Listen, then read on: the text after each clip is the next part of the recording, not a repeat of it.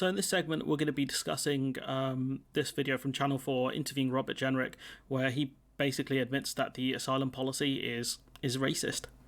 Somebody in Iran fears for their lives. They're being persecuted. People have been killed in Iran by what I'm sure you'll agree is a repressive regime. How do they find a safe and legal route to claim asylum in Britain? Plot twist, there isn't one. They have to go through the Channel crossing. They have to physically be in the UK to claim asylum here. Well, today there's a number of safe and legal routes that we operate. We have resettlement schemes. But you have to claim asylum somewhere else for the resettlement scheme first. You can't just apply from Iran. You can. We have schemes, for example, a community resettlement scheme, and we have a broader resettlement scheme where we work with the United Nations. Since 2015, 450,000 people have come to the UK. In a country of 66 million, we've taken 450,000 refugees. I don't know about that. That doesn't sound like a big achievement, I'll be honest.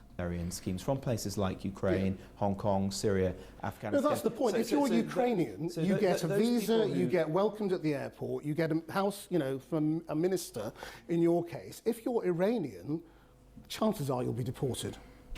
No. Well, firstly... So here we go. This is where he tries to justify it, because it is true. You could be sent to Rwanda, for example. I do think it's right that the UK prioritises its finite resources on those countries to which we feel we have the greatest geographic or moral or historical obligations. So we're talking about geographic. Ukraine is quite far from us. So, you talk about historic. We don't really have a historic link with Ukraine.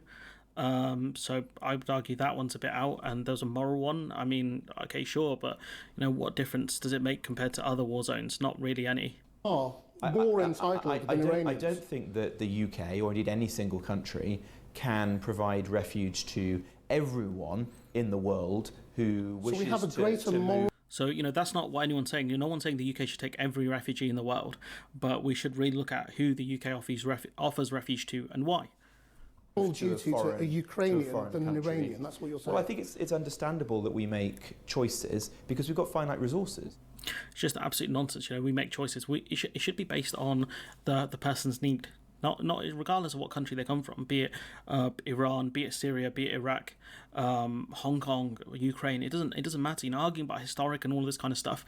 If you want to talk about historic links to Iran, I think the UK actually ran Iran via the Mandate program after World War One. If you want to talk about historic links to Iran, we're the ones who put in the Shah, the dictator of Iran. So, we're the ones that helped overthrow a democratic government in Iran in exchange for putting in a dictator who wanted to sell us oil. If you want to talk about Iran, we're one of the reasons you could argue why there is a kind of fundamentalist Islamic theocracy that run Iran. We're partially the reason behind that. So for you to argue, for him to argue there's more of a historic link or, kind of a geographic link with Ukraine. The geography one, sure. The historic link, I don't know about that. That sounds like nonsense.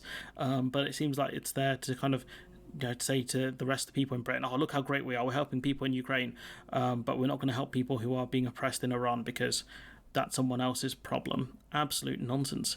Even with the Afghanistan resettlement program, that was a joke. You have people who, a lot of the refugees I think that are doing the Channel crossings are from Afghanistan, because we said we'd offer them refuge, but then offered them no means of getting here, and they knew to claim refuge is by being here. We could have set up an agreement with Pakistan, for example, where a lot of the refugees from Afghanistan are. What he's arguing here is absolute nonsense, and Robert Jenrick is an absolute joke, I'll be honest. And he's kind of admitted that the UK's refugee programme, I think, is racist. But anyways, I'm going to leave it there. Let me know what you think in the comments below. Like, comment, share, subscribe, support the channel on Patreon if you can, and hopefully I'll see you in the next one.